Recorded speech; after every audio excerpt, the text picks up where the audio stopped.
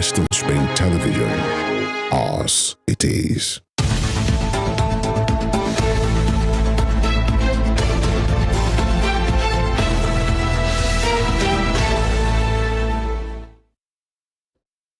Tuesday edition of Morning Spring live from Western Spring Television is here. Good morning to you once again if you are just waking up, but we are here to do the needful, serve you the very best, and you know how we do it.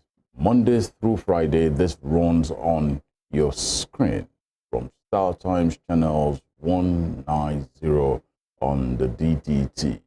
Welcome to Morning Spring, and it promises as always to be very, very exciting. This is a program you will not want to blink, you will not want to take your eyes off the screen.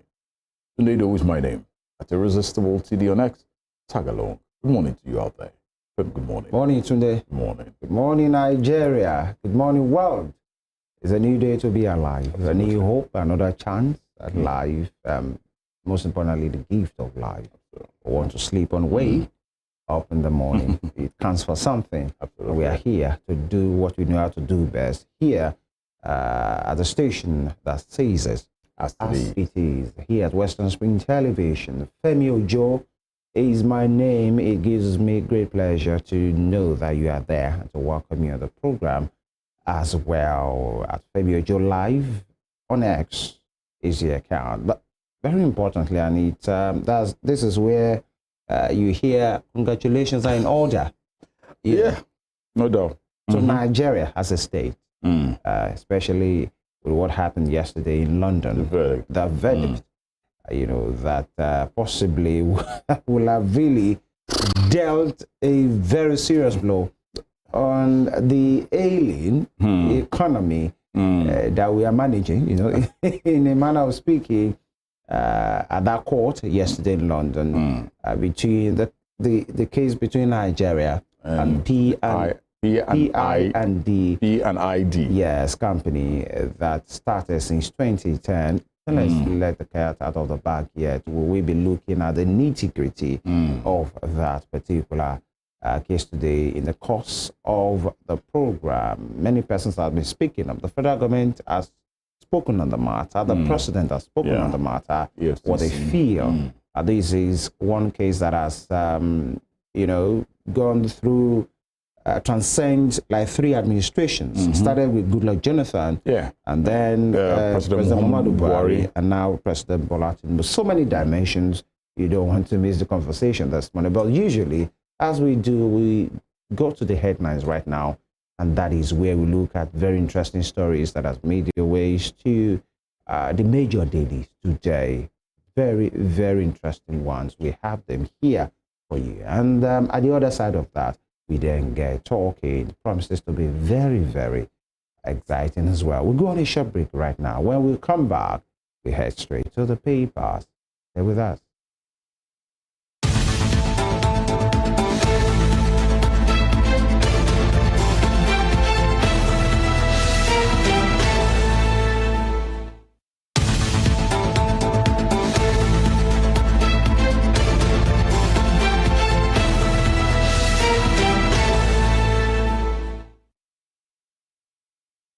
Welcome back. Let's get down to the business of the morning. The papers are with us right here, but we'd like to let you know that we are absolutely live on our YouTube channel, and you can also follow us on all our social media handles on YouTube at Western Spring Television. Please like, subscribe, and share. And also on all our social media handles on Facebook, Instagram, and X at Western Spring Television. You can definitely get a recap of all programs that comes out from Western Spring Television, and you will be glad you did. I begin the set of headlines making the round from the various papers this morning from the front page of the Nation newspaper. The Nation newspaper is what I'm kicking things off with, and from this morning. The big bold caption, the victory at the UK probably doused a bit of tension looking at what happened at the Supreme Court yesterday. And you have that story. Supreme Court grills Atiku's lawyers over CSU documents. Right out to that story says, Apex Court dismisses APM's appeal, reserves judgment in Atiku Obi versus Tinubu. And also just above that major headline, FEC OK's $5 billion annual fund for humanitarian poverty alleviation. And Femi, let's look at this. What the federal government is about doing, $5 billion annual fund for humanitarian and poverty alleviation. Looking at what happened during the last administration with the former Minister of Humanitarian Affairs, looking at COVID-19 funds from donor nations, individuals all over. When I keep hearing that they spent, not me, I'm not amongst them. They spent these billions of naira to households, giving households, and I wonder. I actually looked up for one person to come out then. Probably I might be wrong, tend to prove me wrong. That will say yes, I was a beneficiary of this project. I got 20,000 naira, I got 5,000 naira. And the billions and billions that was expended during the administration, looking at this here, $5 billion annual fund, that's not small. That's huge. $5 billion. Yeah, I think it starts with the fact that if history is anything to go by, many Nigerians, whenever they hear something like this kind of figures and interventions from the government, because it's an intervention, they get to, duly so, get skeptical, you know, pessimistic about the fact that, oh, here we go again. How will this money be spent? Will it really worth this kind of huge amount that has been put out? How will it be administered? What will be the effect? What will be the benefit? The reason why this intervention is being put out there is to alleviate some kind of poverty, you know, and then to cushion the semi effect of whatever is going on. Sometimes you see this as a good, possibly having a good intention for you to just be there, open-minded. Thank you. Know. Yeah. But then when you think about the antecedent, and you know that some of these monies like these have been appropriated in the past, and they were never really accounted for. Who accounted for the Empower scheme so far under the same Ministry of Humanitarian Affairs and the Standard Management at that time? It was formerly under the purview of the Vice President, Yemi Oshibajo. Some of those NSIPs, they were, you know, reviewed and removed and put under the former Minister, Minister Sadia. But then your guess is as good as mine. Many of those things, market money, trader money, did we count the cost? Apart from people coming out to say this is how we spend the money, did we really see the ripple effect? How did it affect the economy? Who are the beneficiaries, just like you are asking? And if there are beneficiaries, have their life become better after they have access to this money? These are the questions. But then, sometimes as a well-meaning Nigerian, you want to think about those things, but then this is a new administration. You want to give them that leeway to say, it's a kind of tabula rasa thing. It's a clean slate. Let's see what they would do with their own interventions and with their own records as well, because we know posterity will always judge everyone. Our eyes are on you. We'll keep our fingers crossed. And right here at Western Spring Television, you will be amazed because we will say it as it is. As it is. All the stories still making the rounds from the Nation newspaper. Moving on this morning, and let's check out the big bold caption on the top strip. Victory in $11 billion P&ID UK case excites President. EFCC. Okay, and that's something that yesterday when this filtered in, Nigerians were very excited because we looked at it at what would have been the fate of Nigeria if that had gone against Nigeria. But by and large, victory, all right, and we just hope the needful will be done. Court voids multi-billion-dollar arbitration.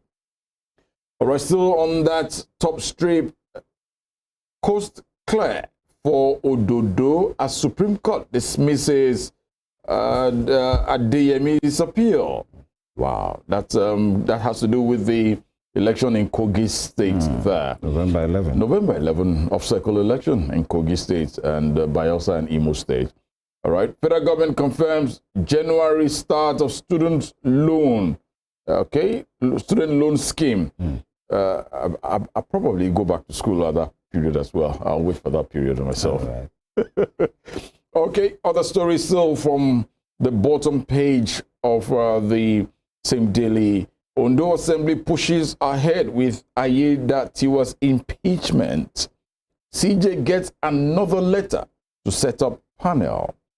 It seems as if the never-ending story of what is going on in Ondo State has not left thus far. Let's talk Forex crisis now. Federal government to inject $10 billion in weeks. Injection of this monies. But before I come to FEMI, let me say, unauthorized dollar transactions to become illegal. Consumer credit scheme soon, says President. And I think that was during the program where you can see his picture there yesterday, addressing the Nigerian economics, something there yesterday. Forex crisis to inject $10 billion. I know you're not an economics, but by and large, you still have an idea. Injection of this amount of monies into the economy. Looking at the state and space at which inflation is today, what do you make of this? To cushion the effect of inflation, or will this not skyrocket? I looked at the index of inflation in Nigeria today. It's still about double figures, though. Yeah. But when I saw that of Argentina yesterday, it's about 140%. And I'm like, as much as it's not too palatable to Nigeria and to Nigerians, then 140% Argentina. If you have the opportunity to say, okay, you want to stay in Nigeria or go to Argentina, some will say, let me still go there. Yeah. Injection of this amount of money, do you see this reducing the state and the state of which the economy is in Nigeria? I feel, but to start with, I'm sure it's always convenient when we're trying to explain away our challenges and our ineptitude by always finding countries possibly that are doing worse than we are doing as a benchmark. I'm not sure any serious nation should do that. Yeah. You should aim higher to be the best. That's the way it should be. And then talking about this kind of money, $10 billion pumped into, it say the writer says unauthorized dollar transactions become illegal. Yeah. Consumer credit scheme soon, says President. Forest crisis, federal government to inject $10 billion.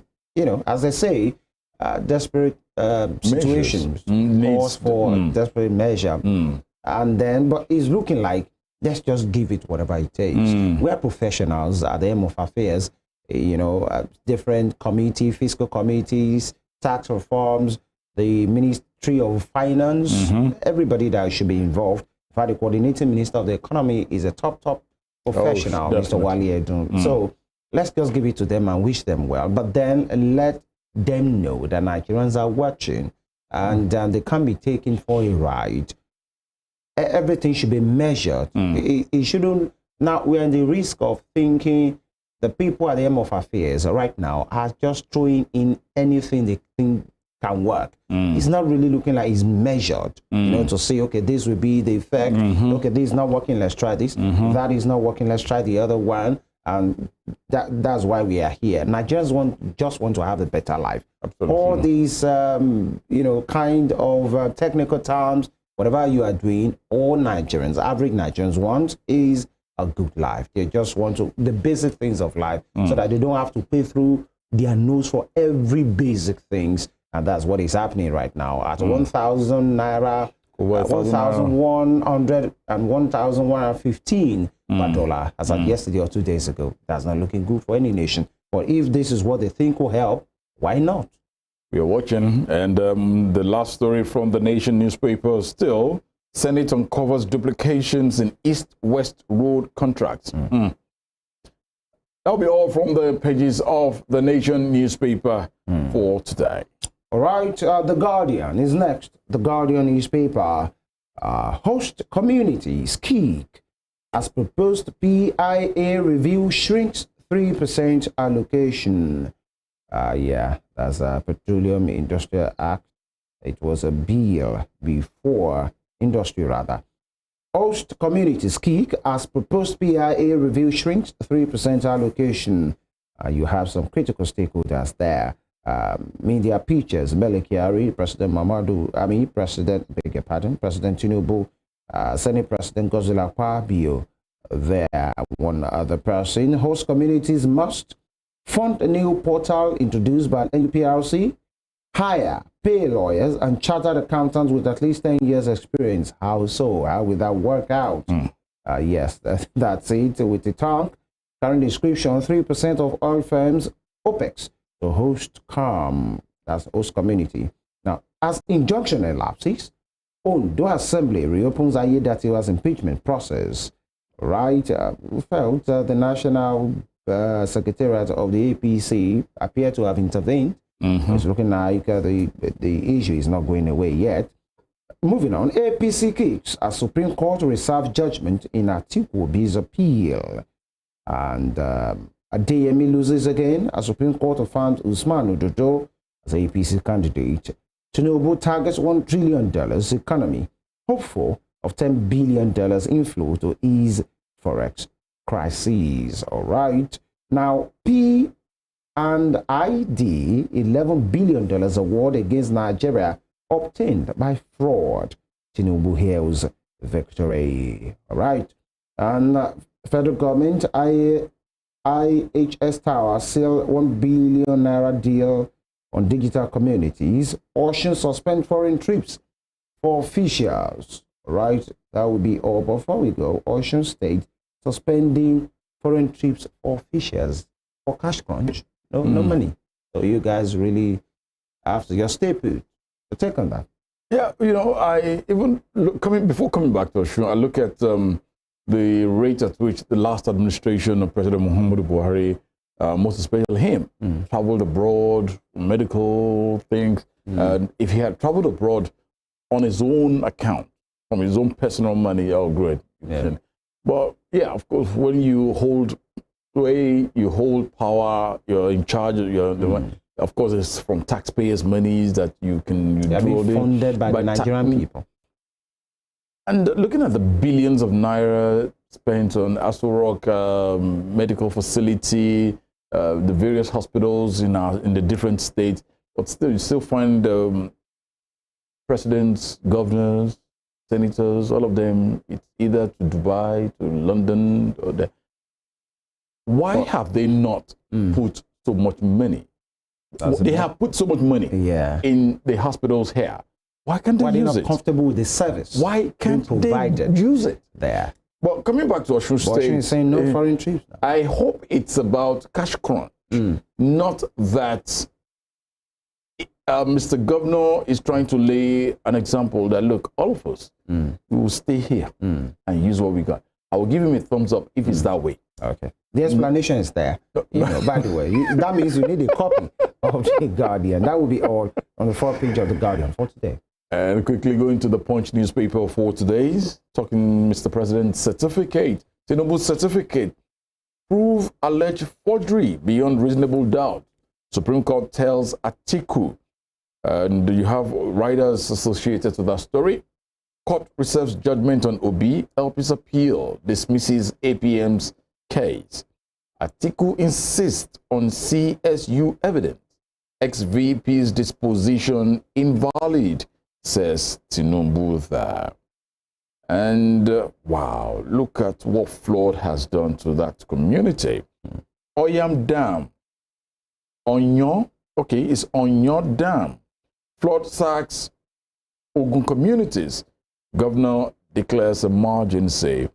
Well, I believe this were things that would have been seen before now. Rather than declaring emergency, the proactive measures, why wasn't this taken? Now, he has to declare an emergency because of this, but this is not looking nice. This isn't looking nice. Wow. On the bottom strip, Israel arrests 120 militants. EU backs Gaza aid. Oh boy, ever since the 7th of October, we just hope something will be done concerning this, and let peace reign, please. Slain Nigerian students. Need camp probes murder. Nance demands justice. Yeah. And federal government, IHS plan 1 billion naira tech talent communities. Okay, let's check out other stories. UK court dismisses $11 billion P&ID suit. Nigeria demands damages. And federal government plans $10 billion to stabilize Naira. Eyes NNPCL for Forex. And FEC OK's $3.45 billion World Bank loan for power. Others. Remember, former President Olusegun Obasanjo had quite a whole lot during his administration for power. But we just hope this will definitely be the needed funds to restabilize and revitalize, rejuvenate the power sector. We want 24 hours constant electricity. Don't you believe such can happen in Nigeria? Of course, it's doable.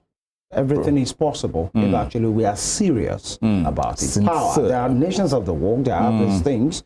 All it needs is the willingness to work, the willingness to make it work, the willingness to go all the way, the willingness to invest continually, because that's what serious nations do about power. It's not something that you just put money today and by the weekend you're expecting improvement. No, it doesn't work that way. It's years and years of constant heavy investment on all these infrastructures and personnel that will make this thing work. That's it. And if any sabotage is being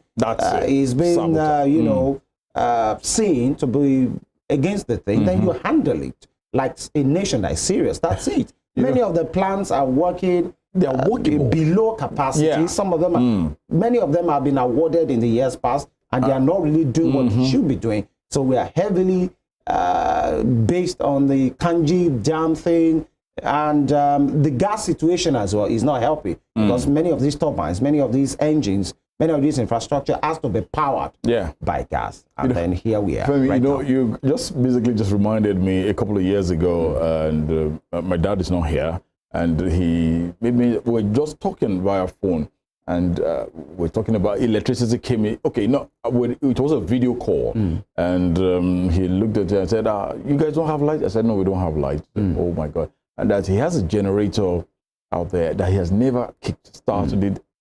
I did, but that, or should he send it down? He now looked at it, if I have to send it down, it will be equivalent to you getting a new one. And I'm like, Kai, it's doable. Why not? This 2023, for God's sake. There are even communities. The thing is, even in Nigeria, there are communities, cosmopolitan areas that will go to the electricity distributors and say, we want to pay premium. Give us power, like 20 hours a day. I can assure you, some are enjoying that, only that they have to pay heavily. It's happening. We don't have to mention names. So it's not that it can be done. It can be done. But we're ready to go all the way. That's it. That'll be all from the pages of the Punch newspaper for me this morning. All right. As we coast on gradually on the headline segment for today, I take the Daily Sun quickly. Supreme Court prepares for poll judgment day. Riders reserves ruling in Atiku. These petitions against TUNDE. President insists ex-VP's fresh evidence alien to law. APM drops charges after bashing for filing frivolous appeal. And of course, you have a bold picture there of what happened at the NESG yesterday, National Economy Summit Group, a think tank group that put up a program about the economy. And you have the Minister of State for Agriculture and Food Security, Abdullahi Sabi, Minister of Budget and Economy and Planning, Abubakar Bagudu, and Minister of Finance and Coordinating Minister of Economy, Mr. Wali Eto, during the Nigerian Economy Summit yesterday, NES 2019, Pathways to Sustainable Economic Transformation and Inclusion. in Abuja. That's a program put together by that group called the NESG, National Economic Summit Group. Now, moving on, President applauds as Nigeria wins $11 billion P&ID case will be vindicated. AGF. Fear scarcity may worsen as 86 firms dump petrol import permit over forest crisis. Whose investors with juicy opportunities, ease of doing business policy, and Israel-Hamas conflict escalates beyond Gaza amid relentless airstrikes, with Israel arms civilian security squads fearing internal strife. And on the autonomy, parliamentary workers to short national and state assemblies. Why? You need to pick up a copy of this paper. And the federal government will achieve $1 trillion economic target in 2026, $4 trillion in 2035. Tinubu vows to clear forex backlog. All the best to Mr. President. And this is where we apply the break on this segment today, the headline segment, in which you've been able to give you very juicy and interesting stories from some of our major dailies for today. When we go on this short break, of which you are going right now, we will, be back at the other side of that to have this conversation about that landmark verdict that was given in a London court yesterday. We'll go on a short break right now. When we come back, the conversation will continue. Stay with us.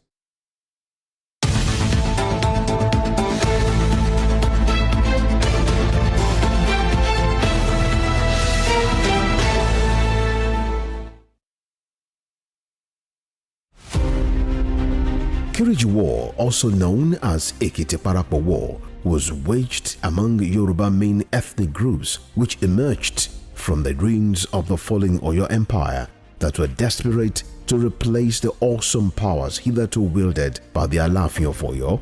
The Kiriji War is defined as a conflict of confederacy and unitary political system championed by Yorubas of different socio-economic and political interests. The Ibadan military aristocrats felt they deserved a dominant position for saving Yoruba land from being totally submerged by the Fulanis by their victory in Osogbo War of 1840 and Ijaye War of 1862. Kiriji War, that took its name from the booming motor sounds of European arms, festered for so long because the Industrial Revolution in Europe provoked high standards of slaves. The 16-year Civil War also caused the emergence of new powerful kingdoms like Ibadan and the rise of powerful personalities like Oluyole, Ogunmola, Kurumi, Latosha, Shodeke, Fabumi, and Ogedengbe. One of the fallouts of Kiriji War was the birth of creative political and leadership structure in Yoruba land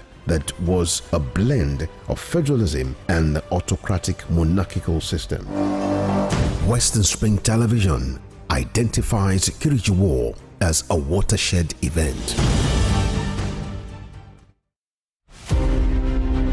The Korean War of 1950 to 1953 pitched North and South Korea against each other in response to intrigues by nations beyond their border with different interests from those canvassed by the two brother nations. The Korean War had all the nuances of an external conflict induced by powers that were interested in subjugating North and South Korea. Japan had leveraged on its military power to annex Korea in 1900 and imposed a military union that did not sit well with the citizens. Japan not only lost its war of conquest against Korea, all its powers were obliterated by the effect of the World War II. The end of World War II got Korea divided into two nations along 38th parallel lines by the instrumentality of the United States of America and the Union of Soviet Socialist Republic. The Korean War lapsed into a Cold War when it stopped the prying eyes of external forces into the internal affairs of a nation now divided along its north and southern territories. Western Spring Television identifies the Korean War as a major event in history.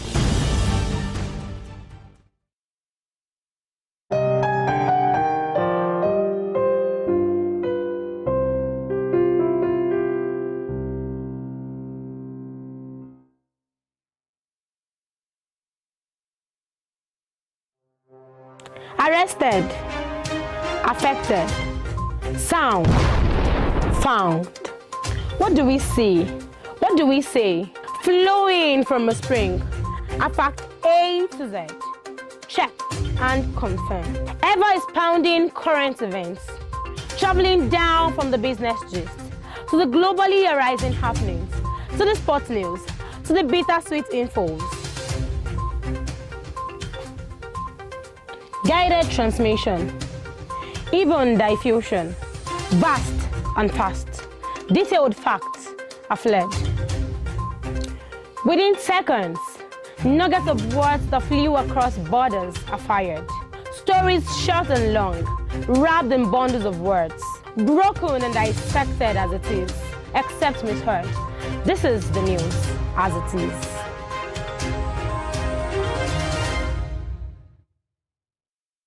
Sports is a culture on its own. It has its own language, its own people, with their own way of life.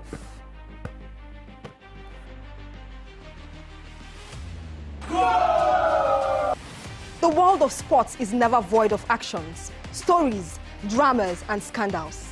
I guess you need a sports show that can walk the walk and talk the talk. On this show, we answer all your sporting questions. The whens, the whys, the wheres, and even the what ifs. Sports Spring is that show that will give you that new lease of life you've been looking for in sport journalism. Join me, Joseph Atewe, And your sports Amazon, Nengi Ernest. on this station, Western Spring Television, channel 190, only on Star Times. Let's talk sports. Let's speak the most universal language of the world.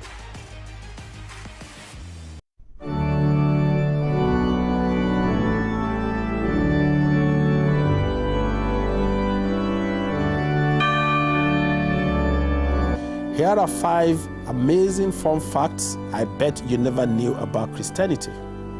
Number 1, there are over 2.4 billion Christians worldwide.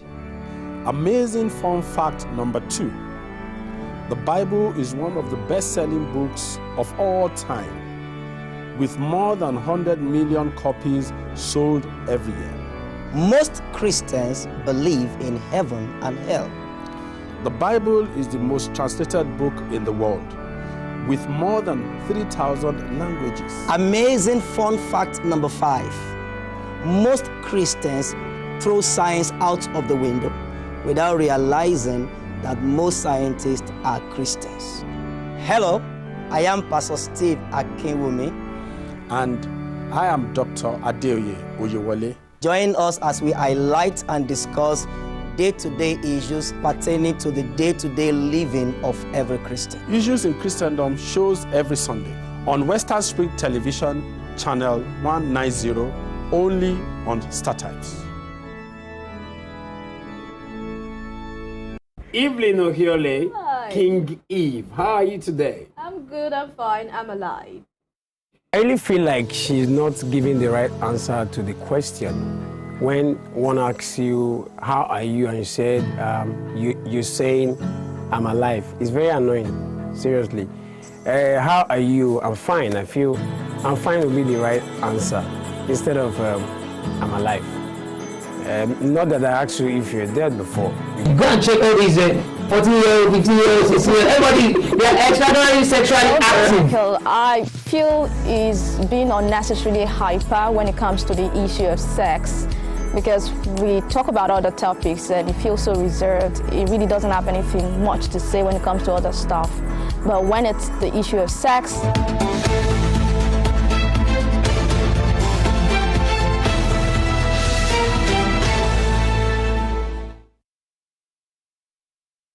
Morning Spring is still the program coming to you live from Western Spring Television. Thank you, Musintele, for being here. Yesterday, it was a landmark judgment all the way from the United Kingdom for Nigeria concerning the P&ID case that has lingered for about 3 administrations. It actually started way back from the administration of former President, late President Musa Yar'Adua before he passed on, and that of Goodluck Jonathan proceeded to that of former President Muhammadu Buhari, and here we are this time. Now, yesterday, a UK judge dismissed the $6.6 billion judgment against Nigeria, which has now risen to about $11.5 billion US dollars with interest won by Process and Industry Development, P&ID Limited, over a failed 2010 deal to develop a gas processing plant, which ought to have been done far away in Calabar, Cross River State. Now, Judge Robin Knowles of the Business and Property Court in London, which sat remotely and behind closed doors, ruled that the award was obtained by fraud, and what has happened in the case is contrary to public policy. What does this mean? What does this portend for our dear nation? If Nigeria probably had lost that case, where would we be? Generations and generations behind us, coming after us, what will this have meant? And, you know, let's add that, just like you said, it started in 2010. The administration of late Umaru Musa Yar'Adua, a company, you know, domiciled in the Virgin Islands, registered there was the company. And what happened? It's a company owned by two Irish business partners. They signed, you know, allegedly now, signed a gas supply and processing agreement, GSPA, and with Nigeria to develop a processing plant in Calabar, just like you're saying, in Cross River State. But the deal failed in August 2012. You know, just to lay there for distinguished viewers, and this company sought a $5.956 billion compensation. Yeah. How? From Nigeria with arbitration proceedings against the country at the London Court of International Arbitration. That was where, you know, as they say, that was how Nigeria entered, you know, just to use that balance there. Now, in 2017, the arbitration said Nigeria breached the contract and ordered the country to pay the company $6.6 billion with interest starting from May 2013. But before that particular verdict, the interest fixed at 7%, that is $1 million daily. Yeah, quite ridiculous, I must say. And accumulated to over $11 billion. Now, the administration of Goodluck Jonathan was the one involved at this time. Now, there was even an out-of-court settlement, $850 million. Yes. Yeah, but then the administration of Goodluck Jonathan passed the buck, as government is a continuum, to the administration of former President Muhammadu Buhari, and it was then former President Buhari felt, you know what, we can't do this. We should, you know, probe further and see how this will pan out. So the EFCC got involved in this case, and it was the EFCC and other, you know, eminent lawyers that got into this situation. And fast forward, here we are. That judgment was given yesterday in favor of Nigeria to say Nigeria can pay between 10 and $11 billion. You know, and just to state it there, that's like Nigeria using 1/3 of his foreign assets, because the P&ID was seeking a forfeiture of some of Nigeria's foreign assets. And so it's like Nigeria paying with 1/3 of his foreign assets if that thing had gone through. And this is what we will be doing more, you know, right now. And we are being joined right now by a senior university lecturer from the University of Hull in the UK. That is Barrister Misbau Lateef. Barrister, good morning. Yeah, good morning. Good morning to you, sir. Good to have you on the program. My pleasure. Good morning to you too, and good morning to the viewers. All right. Thank you. And here we go. Judge Knowles has ruled in favor of Nigeria yesterday at the Commercial Court in England to say the case between the Nigerian state and P&ID, it was a contract that was conceived under fraud. By the way, it was fraudulent ab initio, and so Nigeria has no case to answer. What do you make of this matter? Well, like you have rightly captured it in your intro, and I think you have given a very perfect, background history to this contract. Thank you. Which, as we now know it, as it was really a fraud. Basically, I would say the implication of this, or the immediate implication of this for Nigeria, is that it has now given Nigeria a very big sigh of relief, from a very huge burden that will have complicated or worsened, if you like, the current economic situation in the country. And like you rightly highlighted as well, you can imagine how the initial original award in 2017 from 6.6 billion, had really developed to 11.5 billion as at yesterday. I mean, US dollar. I mean, this could have been a very major source of distress for the Nigerian economy, the economic outlook, and just everything. So basically, this judgment came at the right time, and I think it was a good thing that Nigeria in 2018, under the government of President Muhammadu Buhari, decided to pursue, I would say, this line of action. I mean, they could have paid the $85 million US dollar negotiated by the preceding government of President Goodluck Jonathan. But I guess the public outcry at that time, and perhaps maybe the sensitivity of the government as well to the humongous amounts, I think encouraged them to pursue this line of action. And today we are here, I mean, celebrating the fact that they did. So basically, that judgment is a major win for Nigeria.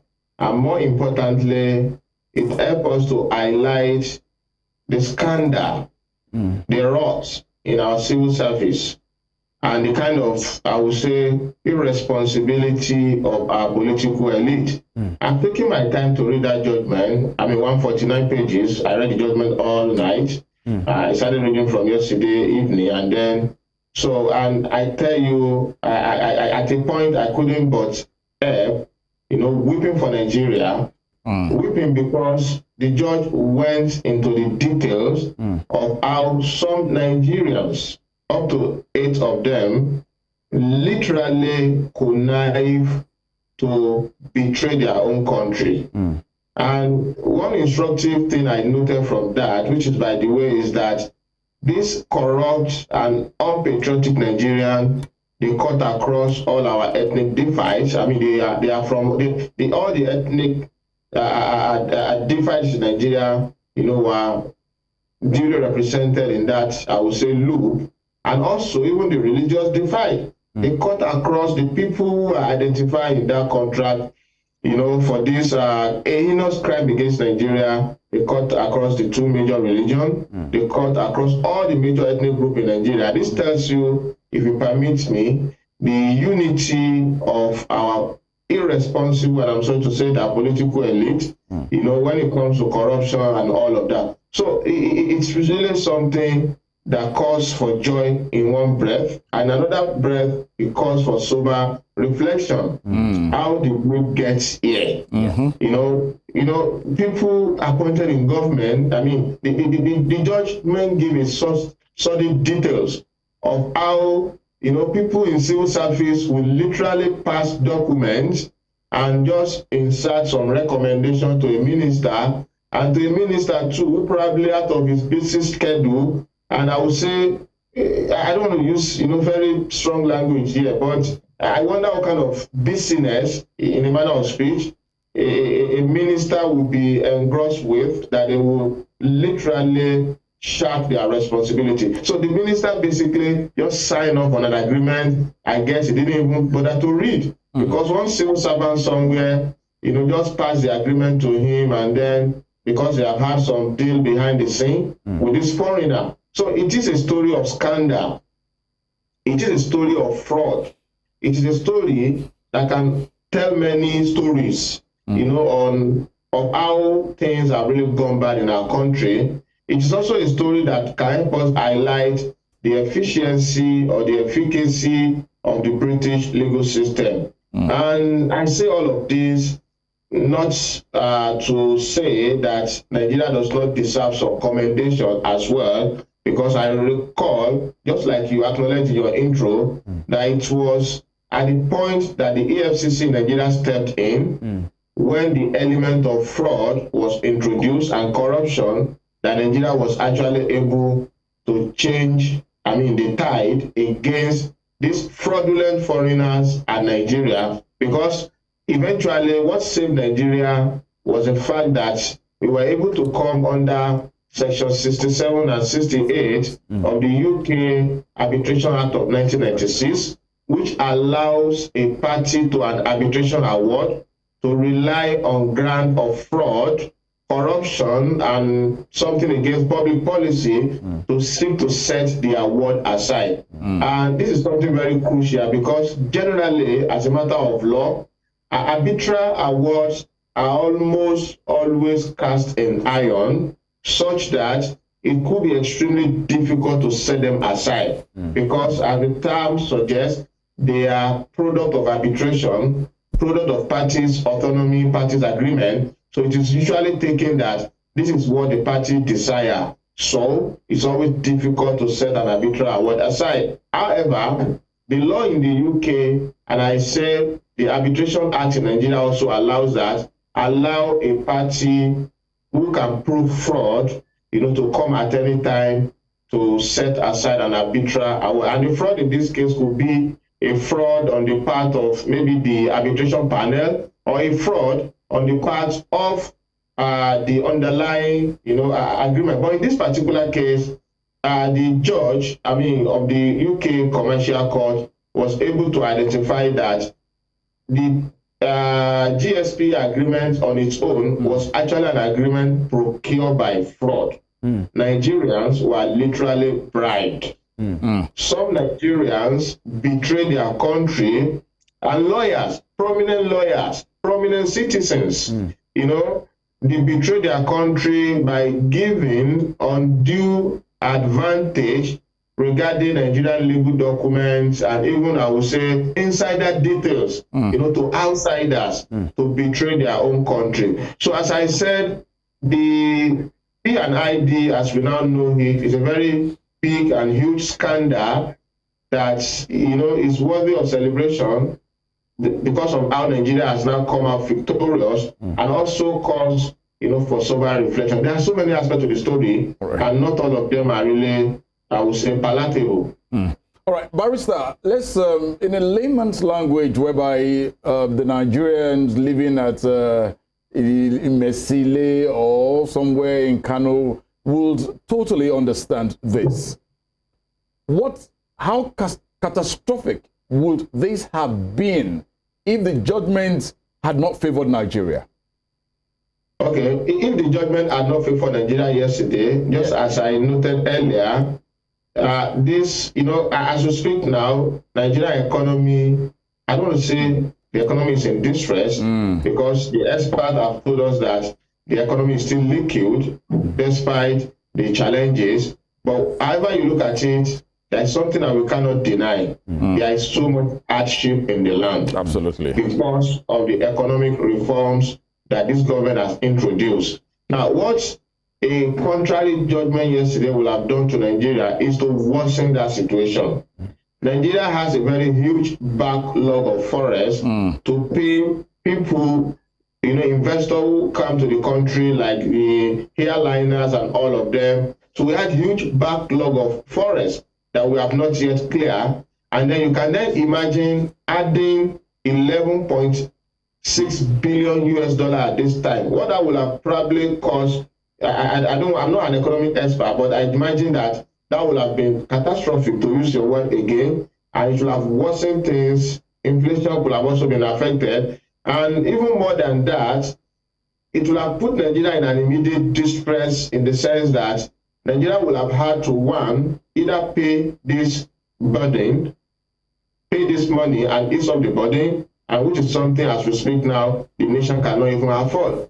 And Nigeria assets, just like you rightly identified earlier, like our oil cargoes and other foreign assets, could have immediately come under, distress, because this other party will have stepped in immediately. They will have made effort, to enforce the judgment. However, Nigeria could have also decided to explore an opportunity of appealing the judgment. But however you look at it, whether you are appealing or whether you are paying off, you know, I mean, however you look at it, it will be a source of great distress to the country. So this will have worsened the economic situation of the ordinary folk on the streets, because it will have affected government liquidity, international outlook, economic prosperity, you know, some of these things. It will have literally worsened the situation of the country. And I mean, I mean, there is not any better way to put it.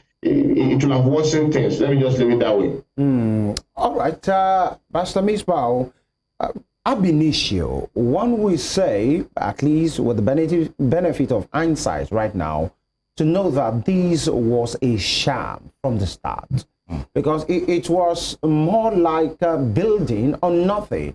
I think there is a Latin word being used, phrase rather, being used by you legal professionals for the nothing.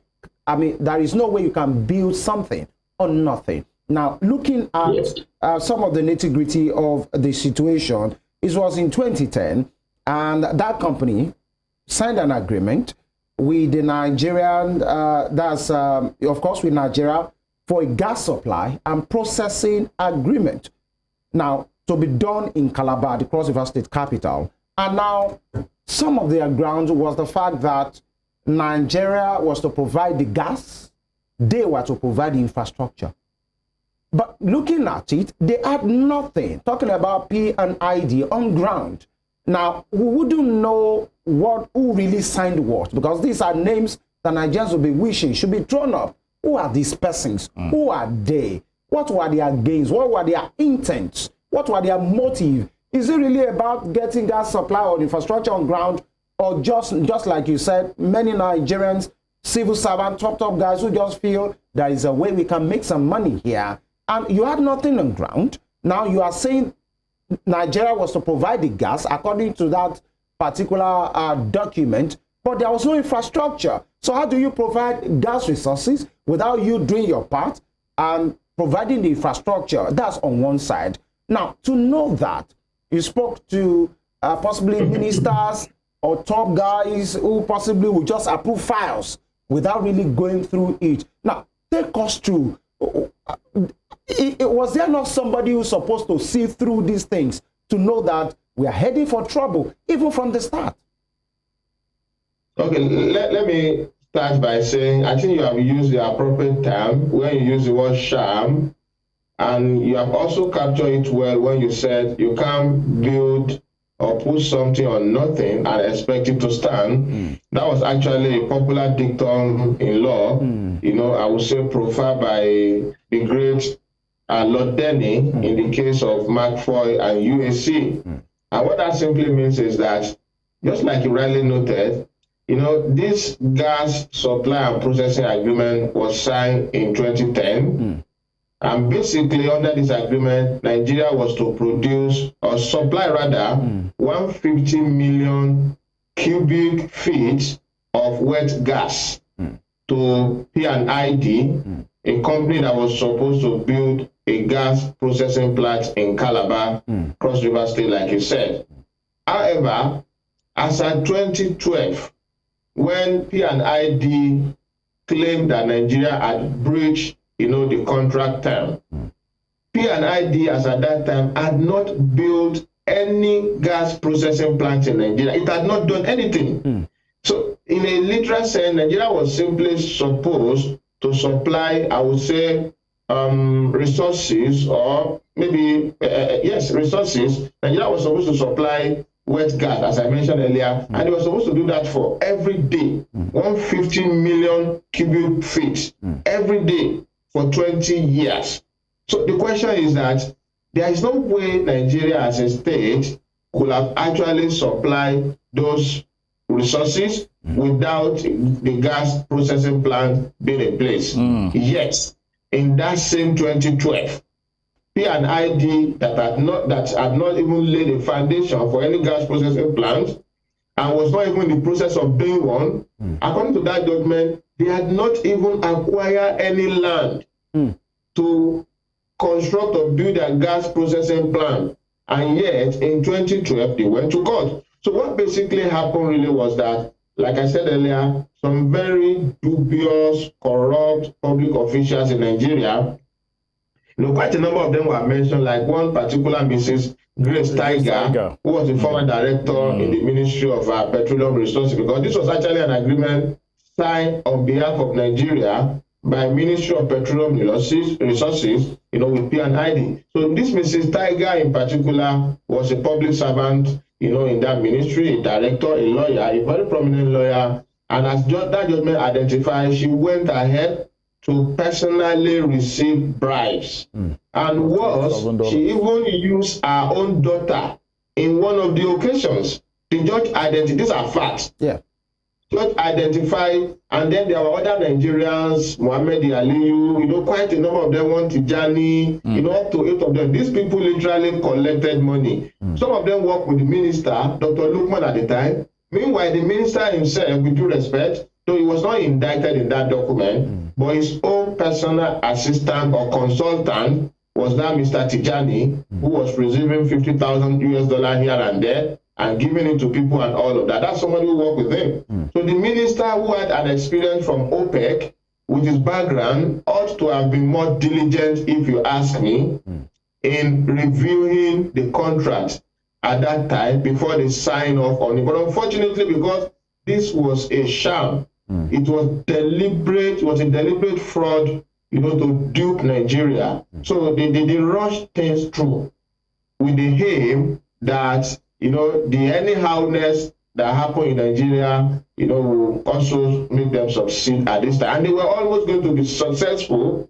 if in 2018, President Muhammadu Buhari had gone ahead to pay that negotiated $850 million out of court settlement. If that money had been paid, all of them would have corruptly enrich themselves. But luckily, I know some of them are in court already. They are undergoing trial. What we can only hope at this time is that the Nigerian government will be responsible enough to continue the prosecution. And I give this example. Yes. The judgment that you saw in the UK yesterday by the commercial court, given by Justice Knowles, everything was done, it was a judgment, it was a proceeding that took place between January and March 2023. And it took that court only 31 days within those 3 months to start hearing, take evidence, witnesses, review everything, and come up with the judgment that you saw yesterday. Nigeria has started our own criminal prosecution of some of these people, since that 2017, 2018. Up till now, we have not had a headway. I mean, I'm not aware of any one of those persons who has been sent to prison or something like that. And yet, a foreign land in the UK conducted a similar proceeding of criminal trial within 3 months, 31 days. And we have a judgment that we are all celebrating today. So this, as I mentioned earlier, highlights everything that is bad about our country. Irresponsible, criminally, citizens who are criminally intended, also citizens who are just simply unpatriotic, people who are so greedy, who are selfish, who look after only their family. Imagine people collecting bribe, even using their own daughter, putting the name of their own children, in this kind of, I would say, everlasting shame. So basically, it was a fraud. It was a sham intended from the word go. And it highlights, the kind of unseriousness or opaque attitude to contract drafting and vetting in our system.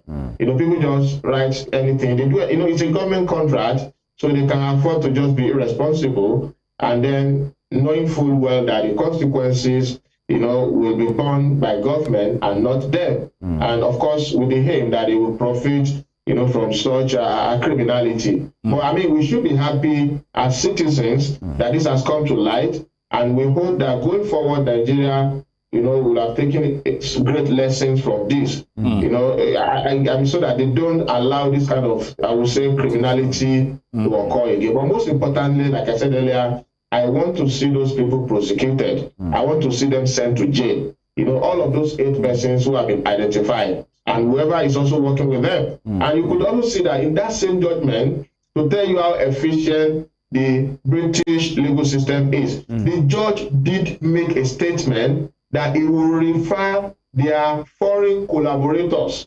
You know, one of them, a senior advocate, so somebody like a senior advocate in Nigeria was also identified. The judge mentioned their name, Queen and 1 or 2 or 3 people, and he said he will refer them to the appropriate regulators in the UK so that they could apply sanctions against them.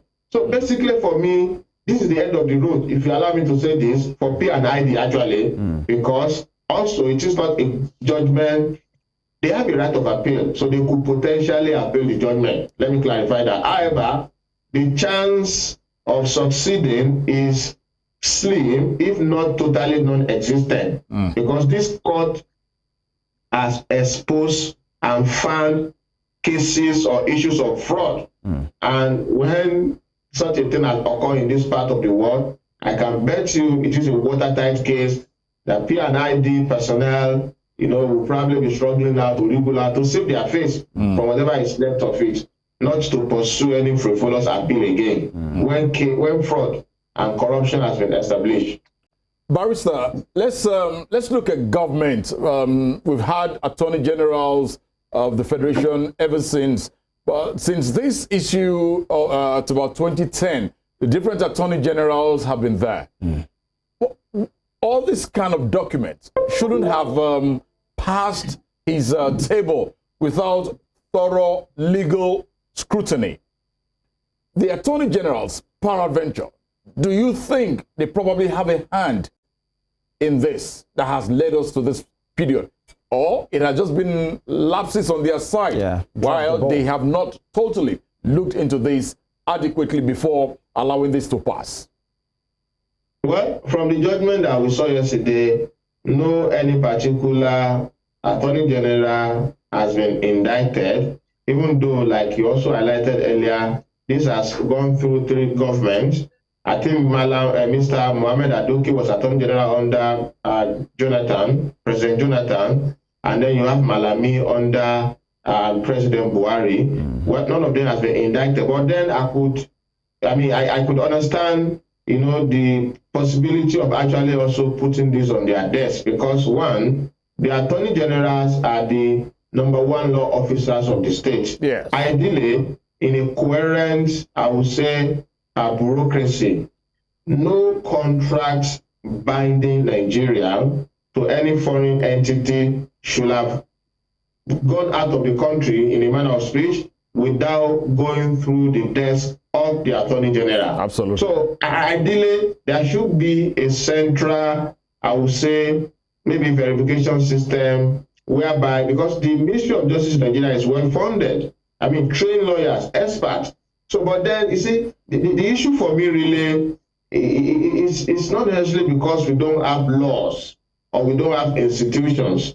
It is failure of individuals who are supposed to be our gatekeepers at those institutions.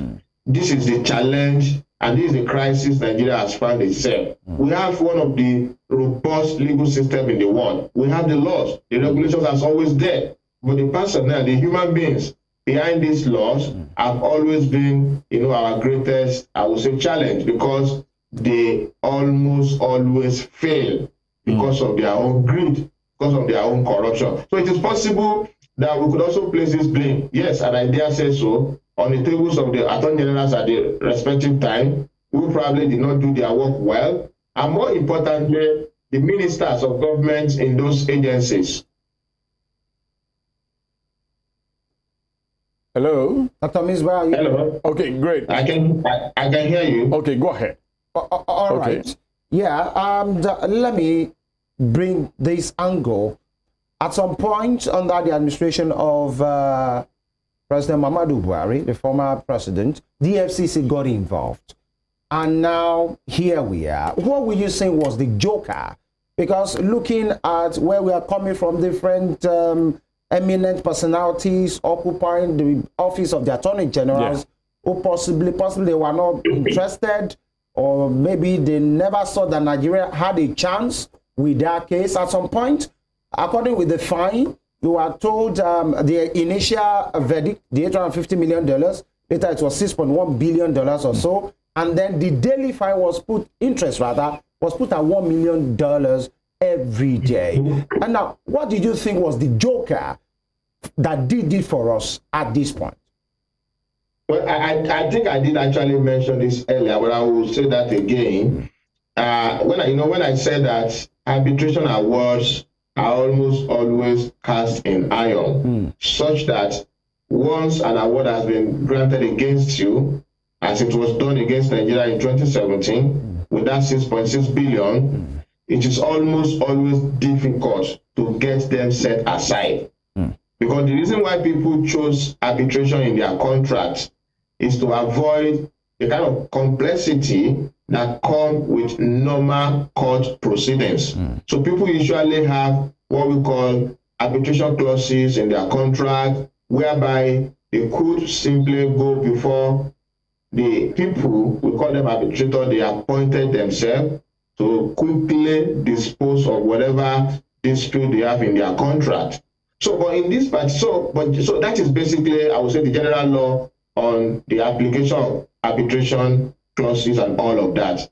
However, there is also, the provision in the Arbitration Act in the UK, that's section 67 and 68, and also we have a similar provision under the arbitration law in Nigeria, which says, regardless or despite this, uniqueness, of the arbitration award and all of that, it is possible for a party to apply to set aside an award if a party is able to establish that, one, the award was obtained by fraud, or the underlying contracts upon which the arbitration proceeding was based was procured by fraud. So the joker for Nigeria, and this is where I'm coming to, the joker for Nigeria, I would say, was a turning point in March 2018, when President Muhammadu Buhari decided not to pay that $850 million US as an out-of-court settlement. So what, it was actually that humongous amount of money that, I guess, like I said earlier, provoked the government to look deeper into this contract. How could we, how did we get here? What could have warranted this? So then they now asked the EFCC, and I think National Security Advisor or something like that, there's also another one agency. So they asked those agencies of government to look deeper into this contract, and it was that investigation, for example, that exposed the director in the Ministry of Petroleum Resources, Mrs. Tiaga, and other people, because they were able to trace that some elements who work with P&ID transfer money to this Nigeria at some point in time. So Nigeria therefore came to the UK, and then they sought to appeal against the award, claiming that they have, proof of fraud and corruption. And of course, the P&ID also challenged that, claiming that it was already too late. Nigeria ought to have seen that earlier. So Nigeria also invoked another section of the UK Arbitration Act of 1996, I think that's section 78, which says that on the ground of public policy, where allegations of fraud and all of that are made, the court could actually come in, particularly where the party alleging fraud could not have possibly seen the fraud at some point in time. In the past, rather. So Nigeria came late to, I would say, place that card or joker on the table, but they were able to rely on the law in the UK, which allowed a latecomer in the manner of speech, so Nigeria was able to, one, say that there was corruption, there was fraud, and that the contract itself was against public. This is common sense. Nigeria was supposed to supply, I would say, resources for this manufacturer. And then the manufacturers at the time were not even ready. They had no facility, they had nothing. So that Nigeria did not supply resources to use couldn't have really been a very, I would say, a good grant for anybody to say Nigeria failed. Shouldn't they have built the plant in the first place? In the first place, shouldn't they have started processes? Shouldn't they have written to Nigeria, look, we now have our gas processing plant. We are expecting to supply the wet gas as agreed, 150 million cubic feet per day for 20 years. So it was a sham, you know, just like, so basically the joker was that proving fraud, establishing fraud. If Nigeria had not, you know, established the incidence of fraud, I bet you there is no way the success we received yesterday will have been achieved, because the only grant to achieve that, and at that late hour of the day, was to claim and establish. So this is where I also want to commend the EFCC and the Nigerian counterparts in this struggle. Otherwise, if they had not done that, like I said earlier, it would have been difficult for us to be here today. Barrister Lateef, quickly, are there lessons learned from this incident, from this judgment, and looking back from dating back to the years at which this issue had been lingering? And if there are lessons, and this administration of President Bola Ahmed Tinubu has learned, how will this help subsequent administrations in Nigeria? So that if the possibility of blocking all these leakages, all these holes that has brought Nigeria almost to her knees at this point in time, we will say luck has just favored Nigeria. Okay, well, I mean, quite many lessons, and I guess I've mentioned some of them in passing when I was making my comment earlier. And one of them, again, is the fact that there is so much corruption in the Nigerian system, particularly in our civil service. The civil service bureaucracy is riddled with corruption. Corrupt officials who simply put pen on papers with deliberate intent to defraud Nigeria. And also, I would say, I don't want to use a strong word for our politicians, is it the ministers, they are supposed to take briefings and maybe guidance, if you like, from the bureaucracy of government, which is represented by the MDAs, the ministry and department. But then too, the politicians sometimes they also fail in duty because they are the approving authority. In this case, this fraud was packaged by the civil servants, or the public servant in that ministry, and then they push it to the minister, who also signed off on it. So I guess the minister, so everybody failed. So, and the great lesson here for this current government, for example, is to appreciate, you know, the fact that we have been able to snatch, I would say, victory from the jaw of defeat in this particular instance, and to do everything possible going forward to make sure that we don't get into this kind of mess again. One, by, in a way, overhauling or reviewing our contract approval or vetting system. Have a central system, have a very rigid and I would say strong review mechanism to vet government contracts, so that people who are irresponsible, who are corrupt, who are unpatriotic, you know, will not just come together and put something together with a view of defrauding the country and, you know, have their way like we have seen in this particular case.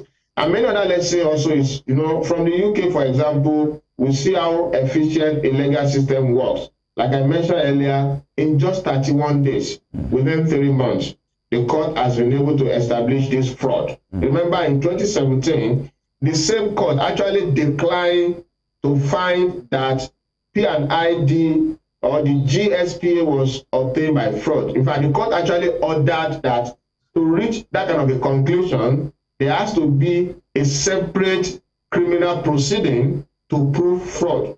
And that was why, you know, the proceeding leading to judgment of yesterday came about. So basically, we have too many lessons to learn from this going forward. And I hope the current government, you know, will take those lessons on board and ensure that Nigeria is never caught in this web of criminalities again, particularly involving our own citizens. And more importantly, they should make a very big lessons, you know, of some persons, you know, by making sure that they go through their criminal proceedings and they are convicted and sent to prisons.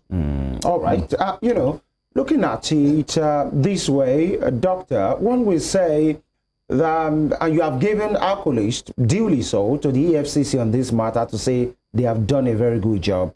and every agencies of the government involved to have gotten Nigeria out of this embarrassment, because the economy of Nigeria will just have been in shambles if these things has gone through the way of the P&ID. Now, there are some persons that have argued to say, if Nigerian security agencies, the intelligence agencies, the prosecutors, EFCC, ICPC, many of those agencies, that if they really want to work, they know how to do so.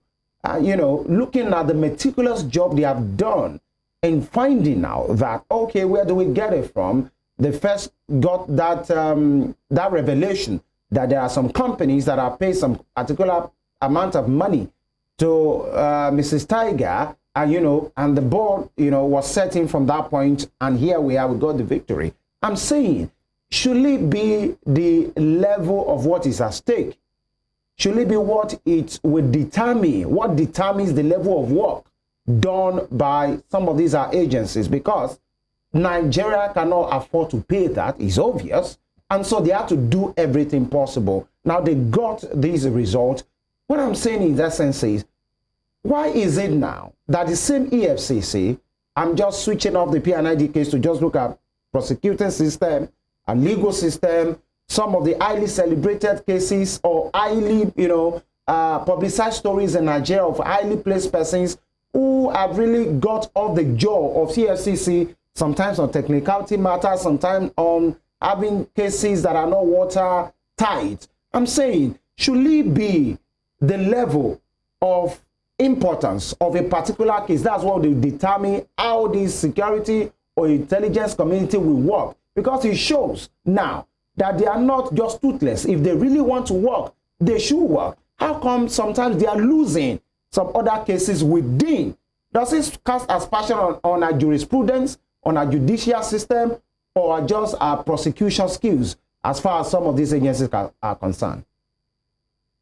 You know, my simple response to that would be, you know, some people have said, and I agree with them, that corruption is endemic in Nigeria. It is everywhere. Just name it. In all facets of our life.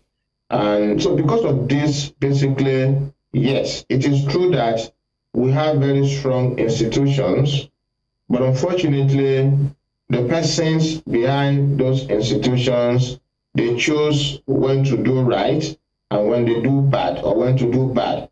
So when they choose to do right, just like we have seen in this case, the result is always obvious. And the same thing goes to when they choose to do bad. So basically for me, I think it is that culture of impunity.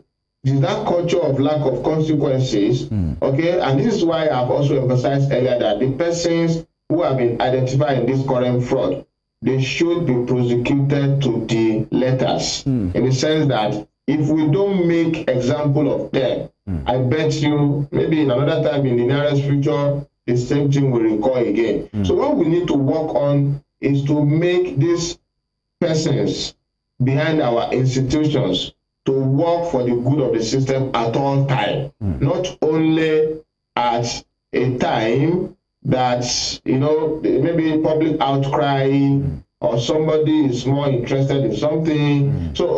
And then the political will on the part of our political class. And this is what I think President Muhammadu Buhari exercised at that time. And this is why I think they actually deserve that credit. Because I remember at that time, when this case came to the open, there were also criticism against the government. They said the government was lethargic. They said the government, if they had paid the out-of-court award settlement agreed by the previous government of President Jonathan, the money wouldn't have risen up to 850 million. So there was so much outcry that, oh no, they should have paid. This government is lethargic, they are not working, and blah, blah, blah, and all of those things. Well, perhaps those people also had their reasons for saying so, because that government truly, to some extent, was very slow at doing so many things. But as we see now, you know, using the benefit of insight, we could see that that government actually exercised a very good discretion for not paying that money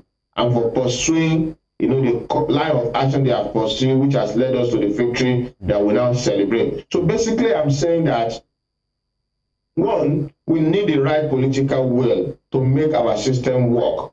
We need the right political will to compel our officials to do their duty. You know, we need people to be patriotic. We need people in public service to see public service as a call to service to the development of the people and the nation. So until we are able to ingrain all of these values into our system, and more importantly, ensure that there are consequences for bad behavior. Consequences. You know, in other countries, just as in the UK, okay, for example, like I mentioned earlier, the judge identifies some people in the UK who also participated in this fraud. And he said he will refer them to the appropriate regulators. Now, these are people in foreign countries in the West who also committed fraud. So fraud happened everywhere, but the difference between other places and our country is consequences. I can bet with you as I speak now that those people identified in that document yesterday, they will lose their license. They may never be able to practice law again. And also the directors of the company will also or may not be allowed to be directors of companies again in the UK, at least for 10 years. No, they are lost. So those consequences, I can bet with you, they will 100% apply to the letters in the UK. Now, let us flip the coin and come back to our own country. Will the consequences apply the same way? Well, I'm not sure. I just hope that the current government will really want to go in this direction, because if they don't, the culture of impunity will continue. There's in China, they kill people literally for committing financial crime, but then you still have officials committing crime. However, the degree or the magnitude is far less because the consequences is certain. So in fact, the rule in the West is that don't get caught. You know that once you are caught, that is the end of the story. No matter how big you are, you will go down. But in our country, in fact, getting caught can even turn you to a celebrity. So these are the kind of challenges that we should work at in our country. Consequences, and I want to really emphasize that, consequences, when people suffer consequences for their crime, it will go a long way to deter future crimes and future criminals. So basically, yes, the EFCC, you know, they have a very they have aspects where they do well or where they have done well. And of course, we can also highlight, you know, many areas where they have not done well or where they have not done enough. And this applies to all our agencies and institutions. It is not lack of capacity, like I mentioned earlier. It is not lack of the laws or regulations. It is the greed and the unpatriotic citizens, you know, who allow Nigeria to go this through kind of, through this kind of mess. Barrister, let's look at the statement credited to President Bola Ahmed Tinubu yesterday after that verdict, whereby he was excited about it. He made mention about something here that caught my attention. He said corrupt officials, private firms can no longer hold nations hostage, among so many other things. But my question is this. Can you say this could be the turnaround to crush corruption in Nigeria? Well, you know, every challenge, you know, offers an opportunity for people to, I would say, make amends, review their steps. And so I hope and pray that, yes, President Bola Tinubu, I pray and hope that he meant what he said. And I pray and hope that he will actually pursue that. And if you permit me, I think there is a pattern I've noticed in this government so far, and which I think is commendable. I've not seen this government make so much noise about fighting corruption. And I've made this statement elsewhere. For me, really, I think we have spent so much time mouthing or making noise about corruption, anti-corruption, anti-corruption. And when we do little, in fact, what I think I've seen, so at least as far as I'm aware of, there has not been any financial scandal in this government so far. And I hope the government is still young, and I hope we won't find any. But whatever it is, I think the issue about fighting corruption is not really about making the noise, making beautiful speeches and all of that. It is about the action, what we see in fact. So hopefully this government will take these lessons on board. And like the president said, hopefully they will not allow this criminal element to hold the country, you know, hostage again. And the best way to do that you know, I think some of these reforms that government is pursuing, because you see, opportunities create room for criminalities. So when government pursues some of these policies, you know, I think it can help in a way to reduce the kind of corruption that we have seen ourselves. But like I said, we want to see action. And I want to hope that the government will truly, going forward, you know, do everything possible to identify and punish, you know, criminal officials, and more importantly, actually prevent this occurrence in the first place. So if they are able to do that, I bet they will have achieved a lot without making noise about fighting corruption, anti-corruption, and I don't really, I'm so optimistic, but I'm really optimistic that this government, you know, will be very different in that regard, and I hope I'm not proved wrong in the long run. All right. You know, it's established now, and we have had a discussion here, is the position of many persons who have thought that bad politicians who occupy very top positions, possibly ministries, MDAs, in many positions, cannot have this corruption thing thrive without the cooperation of the civil servant. It's established right now because many of those persons that have been fingered in this particular case are civil servants. Now, as somebody who is interested in economic, social, and governance issues in corporate law and governance, how do you think this particular case, should we use it as a tool in repositioning our civil service? Because it shows corruption cannot thrive, especially in government, without the involvement of the civil servant. Thank you for referring me to corporate governance issues, and in truth, this is the area where I have my expertise. Yes, you see, corporate governance ensures accountability, openness, efficiency, and effectiveness in the governance of corporation, that is company. But this applies, you know, this applies as much to public institutions, government corporations, MDAs, ministries, and Department of Government. So yes, this is an opportunity for us, you know, to really reform our civil service. And I've said this in several other fora. The civil service in Nigeria is the bastion of corrupt system or corruption in the country.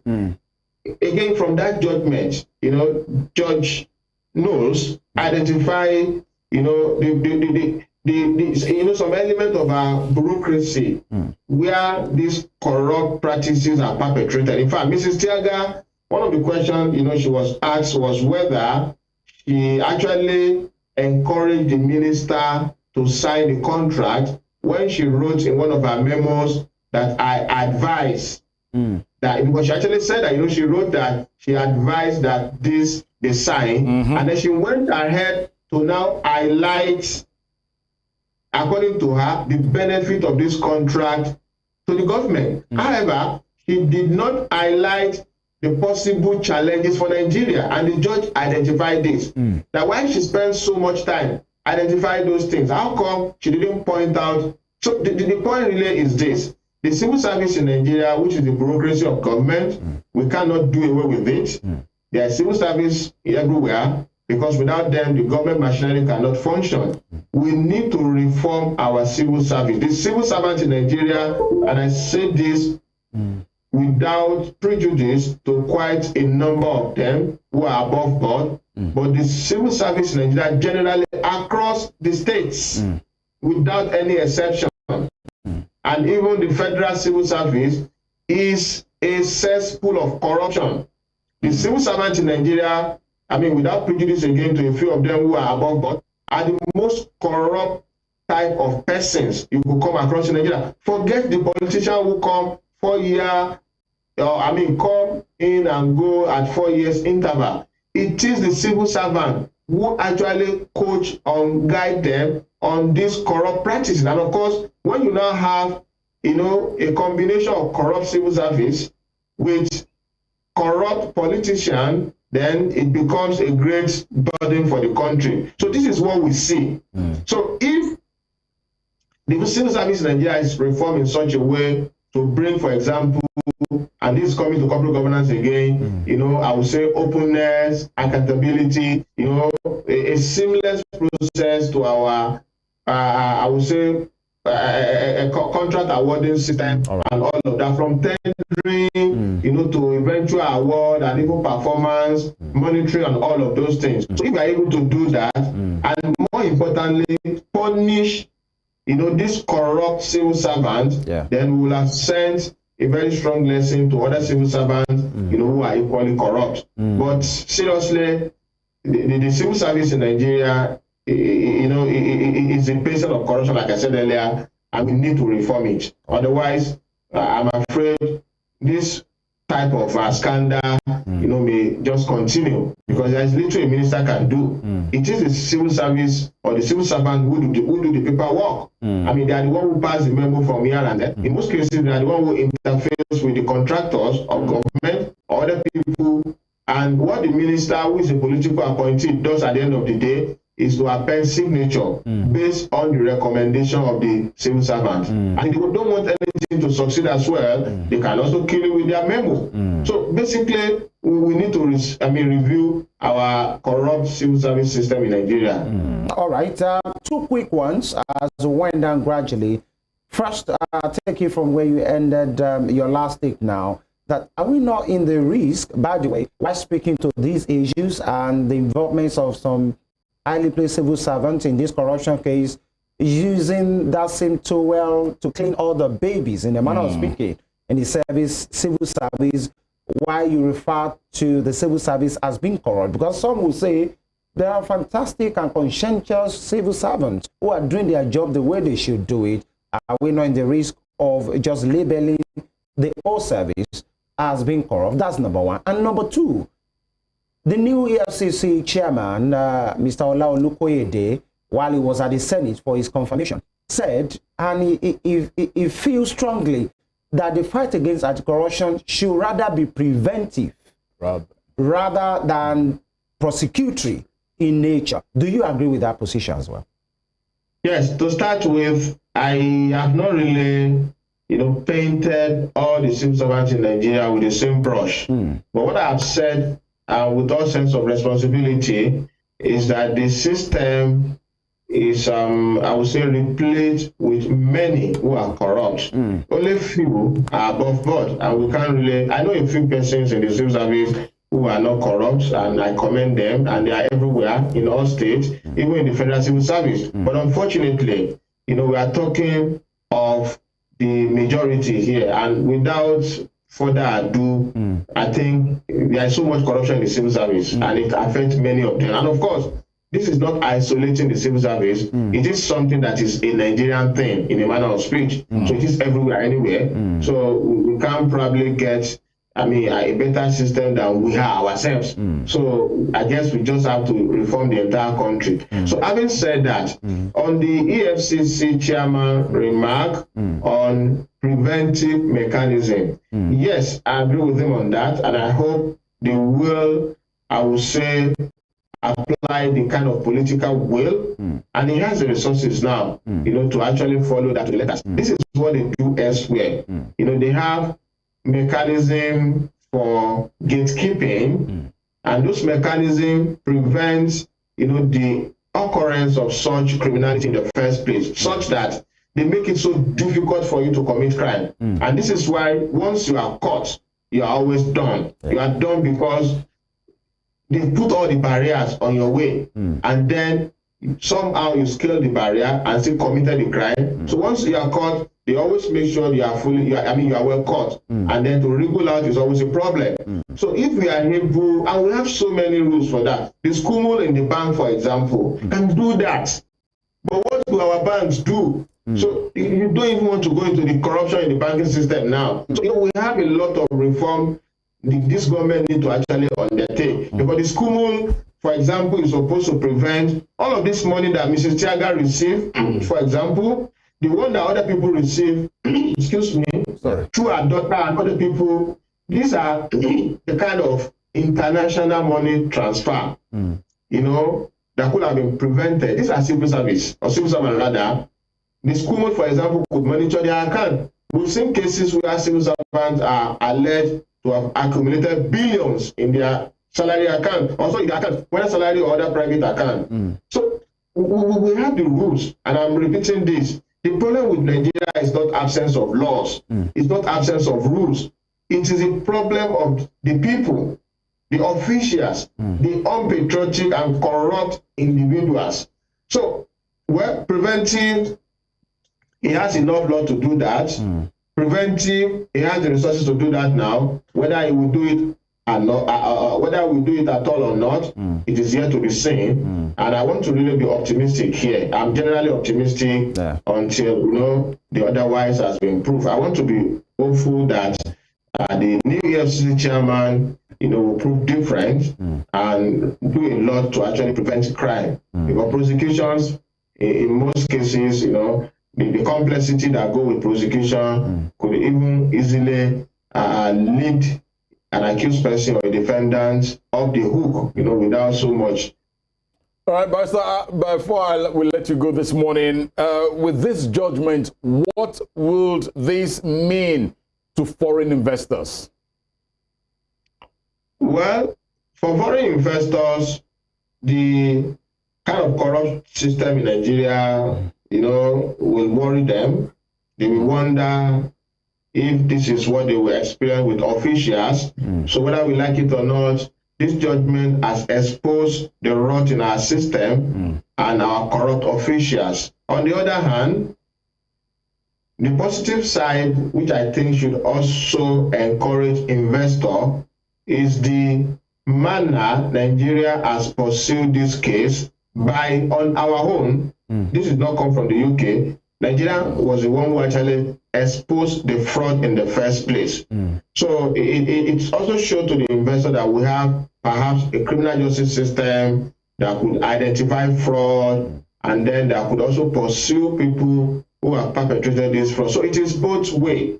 Okay, it would discourage, but I think it should actually encourage investors to know that we have a legal system that could actually address some of these concerns. But to be honest, things like this, it will be very concerning, to prospective investors. And I just hope that governments of the day will use this opportunity very well, to market the country to investors and assure them that their businesses are secure and their investments are also safe.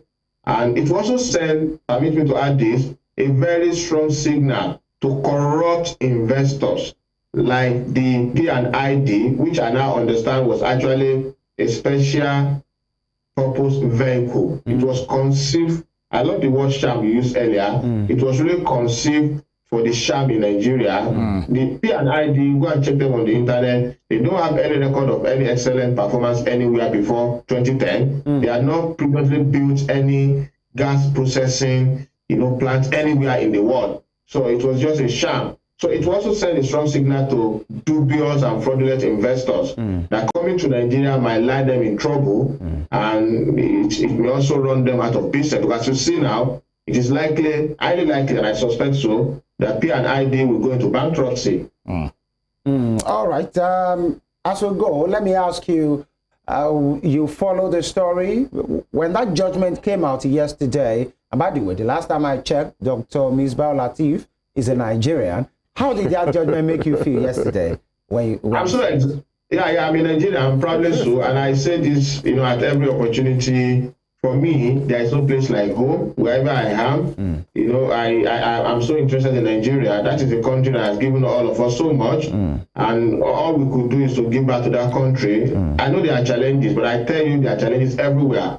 So I look forward to the judgment, and I even pray. Yes, Nigeria will pray a lot, and I saw people actually praying everywhere. Oh God, may Nigeria succeed tomorrow and all of that. I also did that. So when the judgment came, I felt so relieved. I was so excited. I was so excited and happy. Let me just put it that way, because it was really a moment for Nigeria, and I think we all deserve, this celebration. All right, thank you very much, Dr. Misbau Lateef.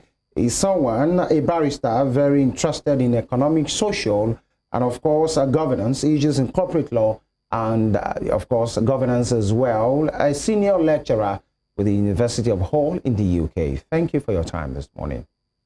Thank you, my pleasure, and thank you also for the good job you're doing. Thank you very much. Thank you. Yeah, the rest of the day. That will be the size of the program as well. And of course, as a Nigerian as well, I want to assume you are happy with that. Yeah, with that judgment. It took a couple of bottled water. Yes or no? Were you happy with the judgment? Oh, really? I am, and I am still very happy. All right, it's a good place to leave it this morning. By the way, it's not every time we have to bring news that are very discouraging. When something has worked, we should be happy as a nation as well. Femi Ojo is my name.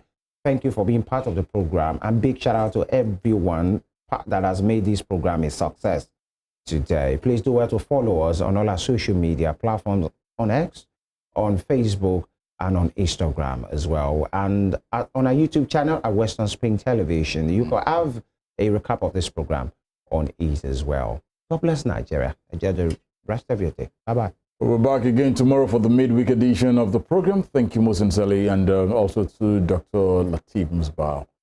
We'll be back tomorrow. TUNDE, IDOWU is my name. At Irresistible Today on X. See you tomorrow.